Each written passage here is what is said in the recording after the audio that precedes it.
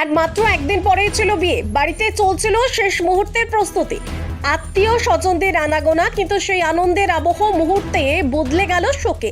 শনিবার সকালে দুর্গাপুর ফরিদপুর ব্লকের জামগড়া এলাকায় একটি গাছ থেকে যুগলে ঝুলন্ত দেহ উদ্ধার ঘিরে চাঞ্চল্য ছড়ায়। মৃতের নাম বিউটি বাগদি, 19 বছর বয়স, ও সুকুমার বাগদি, 23 বছর বয়স। জানা গিয়েছে সুকুমারের বাড়ি অঞ্চলের দক্ষিণ খন্ড এলাকায় ও বিউটির বাড়ি জামগড়ায়।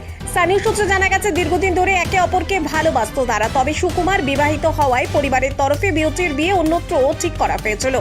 রবিবারই ছিল তার বিয়ের দিন, কিন্তু নতুন জীবনে দোরগোড়ায় পৌঁছানোর আগেই ঘটে গেল এক মর্মান্তিক ঘটনা।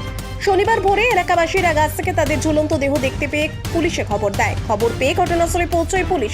দেহ দুটি উদ্ধার করে ময়নাতদন্তের জন্য দুর্গাপুর মহকুমা হাসপাতালে পাঠানো হয়। কী কারণে এই চরম সিদ্ধান্ত তা খতিয়ে দেখছে পুলিশ। বিউটির আত্মীয় বিধান বাগদি বলে, দীর্ঘদিন ধরে দুজন দুজনকে ভালোবাসতো, কিন্তু সুকুমার বিবাহিত ছিল, সেই কারণেই বিউটির বিয়ে অন্যত্র ঠিক হয়। রবিবার বিউটির বিয়ে হওয়ার কথা ছিল, তার আগেই এই ঘটনা ঘটে গেল।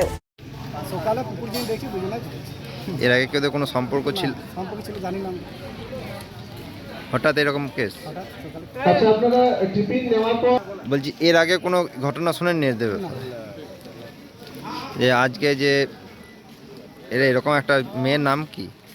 মেয়ের নাম আমরা খুঁটিনি বলি রাখি, ভালো নাম জানি না। মেয়ের কি বিয়ে ঠিক হয়েছিল কোনো? হ্যাঁ হ্যাঁ, মেয়ের কি? ঠিক আছে, কালকে গিয়েছিল। কালকে বিয়ে ছিল। আপনার নাম? আমার নাম পল্টু বাগদি।